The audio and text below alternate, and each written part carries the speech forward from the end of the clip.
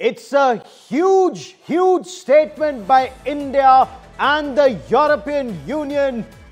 Ursula von der Leyen, the European Commission President, made it very clear. She said, "We have done it." She called Prime Minister Narendra Modi my friend Narendra. The big point that she said, two giants have sealed the deal. We have done it. She's spoken of the future of the relationship. She's spoken of the challenges that will be ahead, but she's also spoken of the achievements. And over the course of the next 1 hour, our Foreign Affairs editor Geeta Mohan and I, and we'll be joined by Siddharth Zarabi, Managing Editor Business, we'll tell you much more on how significant this India-EU deal is. Remember, Commerce Minister Piyush Goyal, for a very long time, he said, so near and yet so far. Finally, it's been done. Of course, some legal scrubbing would be required, and we'll tell you the nuts and bolts of it. But before I get you more, let's once again listen in to Prime Minister Narendra Modi, to the President of the European Council, and also to Ursula von der Leyen. Now, you know, Antonio da Costa, he's of Indian origin, and so proudly he showed his overseas Indian card. He's known as the Gandhi of Lisbon. He's been a lawyer by profession, the Prime Minister of Portugal. He's someone who's worked extensively on India-EU ties, and before that, Portugal-India ties. Now, this is finally, as the Prime Minister said, everything was aligned for the 27-member European Union on the 27th of January for the deal to finally be inked. Listen in, I'll get you much more on this big story. कल एक ऐतिहासिक क्षण था जब पहली बार European union के leaders Bharat के गणतंत्र दिवस समारोह में मुख्य अतिथि के रूप में शामिल हुए। आज एक और ऐतिहासिक अवसर है जब विश्व की दो सबसे बड़ी लोकतांत्रिक शक्तियां अपने संबंधों में एक निर्णायक अध्याय जोड़ रही है।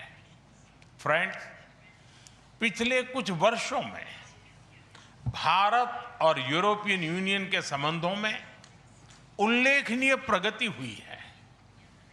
साझा लोकतांत्रिक मूल्यों, आर्थिक सिनर्जी और मजबूत पीपल टू पीपल टाइज के आधार पर हमारी साझेदारी नई ऊंचाइयों तक पहुंच रही है। आज हमारे बीच 180 बिलियन यूरो का ट्रेड है।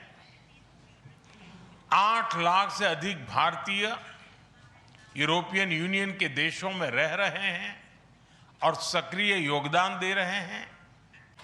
हमने स्ट्रेटेजिक टेक्नोलॉजी से लेकर क्लीन एनर्जी, डिजिटल गवर्नेंस से लेकर डेवलपमेंट पार्टनरशिप, हर क्षेत्र में सहयोग के नए आयाम स्थापित किए हैं।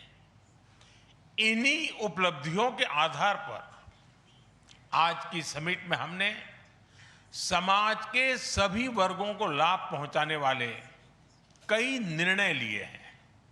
फ्रेंड्स, आज भारत ने अपने इतिहास का अब तक का सबसे बड़ा फ्री ट्रेड एग्रीमेंट संपन्न किया है। आज 27 तारीख है। ये सुखद संयोग है कि आज ही के दिन यूरोपियन यूनियन के 27 देशों के साथ भारत ये एफटीए कर रहा है। यह एक ऐतिहासिक समझौता हमारे किसानों, हमारे छोटे उद्योगों, इसके यूरोपियन मार्केट तक पहुंच आसान बनाएगा, मैन्युफैक्चरिंग में नए अवसर पैदा करेगा और हमारे सर्विसेज सेक्टर के बीच सहयोग को और प्रबल करेगा।